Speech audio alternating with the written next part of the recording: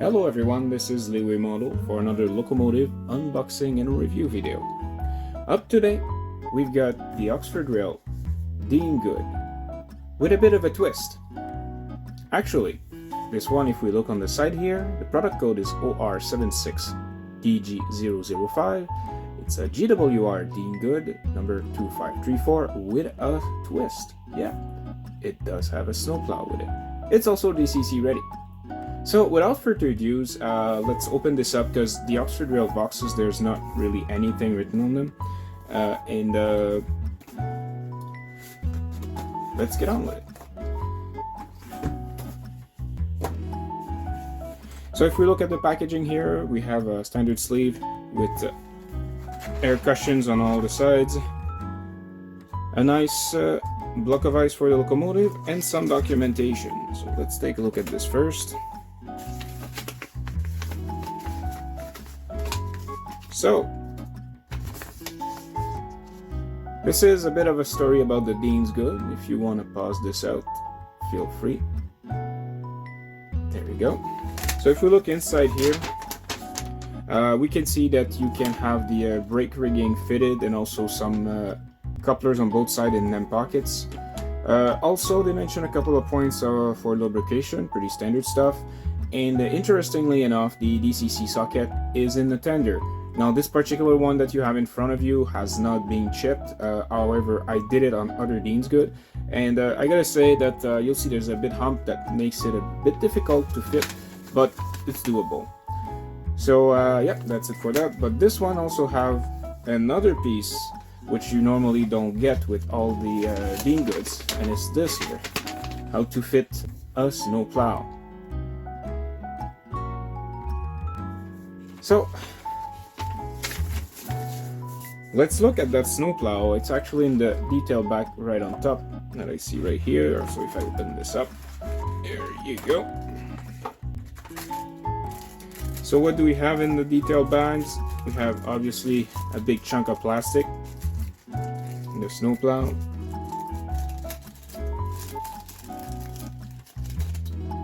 You have right here. I gotta say it's very, very basic. As you see, there's no rivets on it, but maybe the prototype did not any, maybe it was welded. So how does it attach? It seems that it attached with those two pegs here. Okay, let me put this on the side and let's look at the rest of the detail bag, what we have in there. Brake rigging, a coupler, and we got the buffers here. So I guess the snowplows goes where the buffer would normally go. And a couple of chain link couplers. Okay, so let's put this on the side. So the locomotive itself, I gotta say the Dean Goods were one of the most common model made by Oxford Rail. Oxford Rail, for people who don't know, it's now a subsidiary of Hornby, because Hornby bought them out. But before that, they were a very promising company that was making very good looking model for a very, very good price, and this is one of them actually. It predates the Hornby bought out. So if we look at the locomotive itself, you know, for the price that these were, this one was under 100 pounds, and I think that you can still find it around that price today. Indeed, like the Oxford Rail stuff is fantastic, and a lot of it is made out of die cast. If I take a look at the scale here, that little model is actually 430. Okay, let me just take the right units.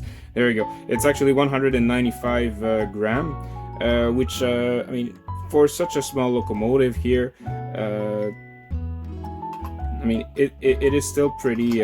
It's still pretty good.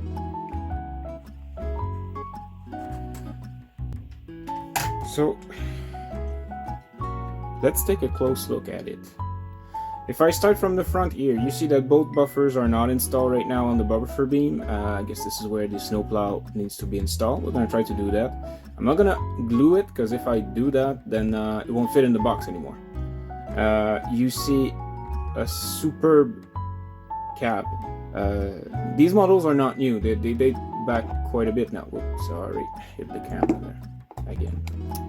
But if you look at this, there's even painted gauges for a model that was under 100 pounds when I purchased it. So you also have a great tender with this. Tender is made out of plastics, but I can feel quite a bit of die cast around the rest of the loco, including, I think, no, the boiler is not made out of die cast, but yeah, there's a bit of weight in there.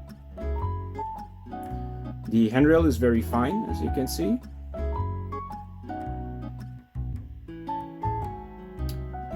Whistles are made out of brass, and the coal looks reasonably good. Now, what I was saying about the DDCC socket being a bit of a challenge with certain decoders because of that hump here, if you have one that has a little bit of wire, then the CC socket can fit around here, and then you have a much cleaner place. I think that the coal is removable on this model, but I don't know if this one I glued it in. I really like the little seats there. See, like the little brown seats.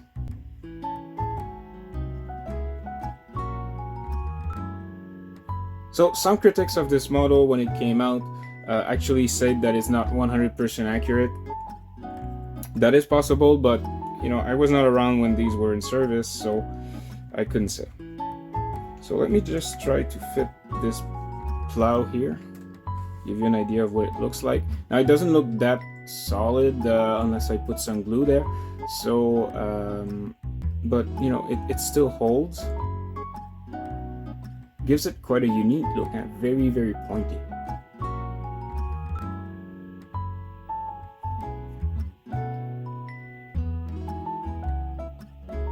Okay, let's try to see how this runs on the track. Now, this model, although I've had it for quite a while, I have never run it. So probably gonna need some run-in, and we'll see how it performs. I'll be right back. Okay, so I just put the locomotive on the tracks here. Let me just explain you what kind of setup we have. This is just a basic Bachmann Easy Track steel oval connected to a Bachmann power controller that you can find in any of their train sets. And this weird contraption here in the corner, as usual, it's a portable power station. This one is the Videoman Jump 600, which I am currently filming a 2 months ownership video. So if you're interested by these, you may want to stick around. Something's gonna come up pretty soon. Have some accessories that came in the mail that expand whatever it can do. Anyway, back to trains. So this locomotive here, like I said, I've owned it for quite a while. Just never ran it. So let me just try to power it on. Is it gonna work? I don't know. Is it broken? I don't know. But what I know is that it's gonna be its first run. So let's get it started.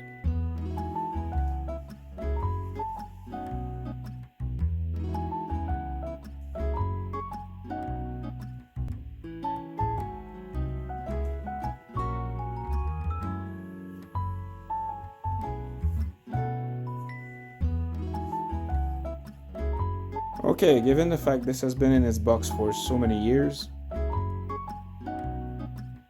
I'm not blaming it for that. Let's just try to put a bit more power and see if it's gonna continue stuttering and cutting out. Also, I remind you, this has not yet been run in after many years.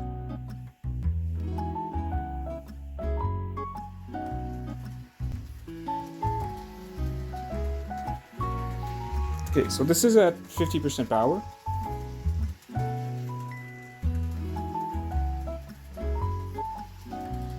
I'm actually pretty surprised that it runs as good as it is right now, given the fact that this was literally in its box, never ever opened or used for at least 2 years.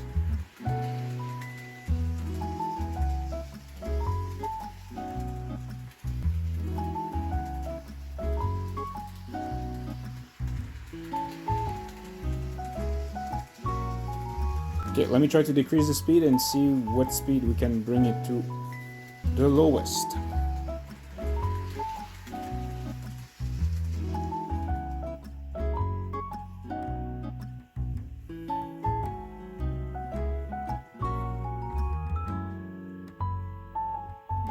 This is around 25% power. Still runs very well and very smoothly.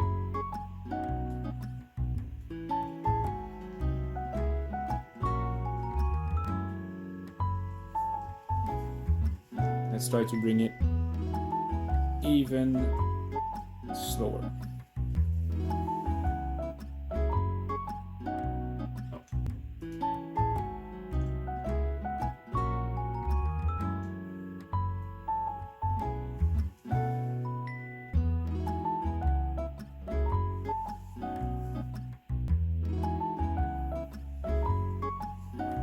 Okay, I guess that's just too low. I'm at around 10% right now. Let's try in reverse.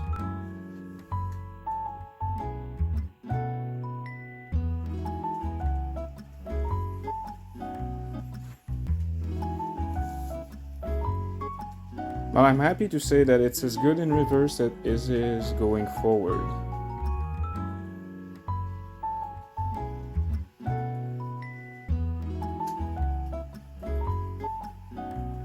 What if we put some rolling stock behind it and look at it for a couple of minutes? Hold on a sec, I'm gonna go take just that. So here we go, I've just attached two clerestory coaches from the Great Western, which I think fits really well this locomotive given how old the prototype is and how old these coaches would have been when this locomotive would have this livery. So let's just bring it forward now.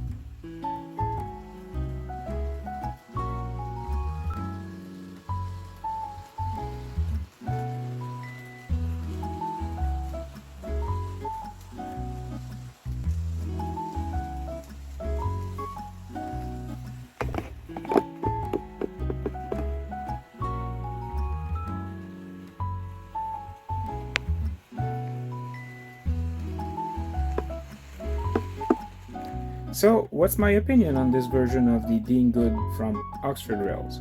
Well, first of all, I have to say that this is generally speaking a very good model, like the Oxford Rail Dean Good itself. The first version had a couple of issues, but this version certainly was made after, and therefore it was a lot more reliable. Now, a couple of things to note. Obviously, they are all metal wheels. They have all-wheel pickups. The buffer themselves, they are sprung. Obviously, in front, I've installed the snowplow here, so there's no buffer right now. I was afraid that I would have to glue this, and if I did, I could not put this thing back in its box, because as you can see, right now it's almost as long as the box, and the block of ice inside of that is actually smaller.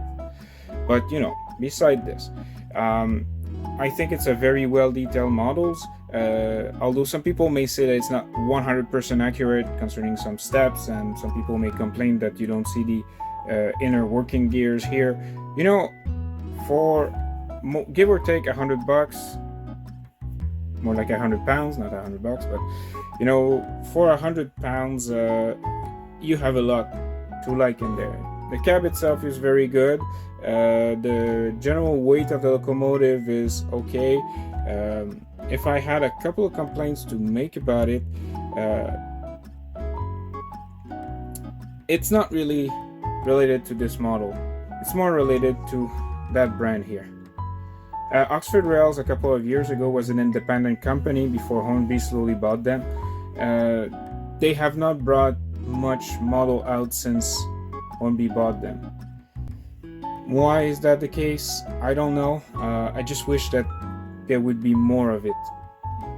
So if you can find it, you can still find these under 100 pounds. I just checked right now on the internet while filming this. Get them if this is what you want to collect. Is it a must-have model? If you like era 3 stuff, I would say yes.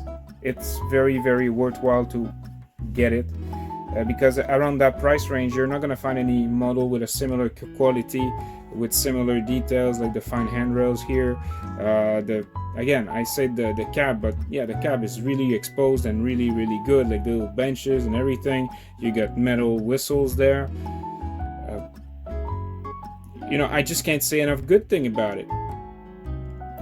If you get it used, watch out for the early ones, the line one. They have a very good looking livery, but the motor in them has been proven to be quite unreliable, hence why they have chosen to replace it with this one. On that note, this was Leeway Model. I hope everyone has a very good day. Feel free to leave a comment on the Dean Goods if you have one of the many versions that was made of it. And I'll see you in the next video. Leeway Model out.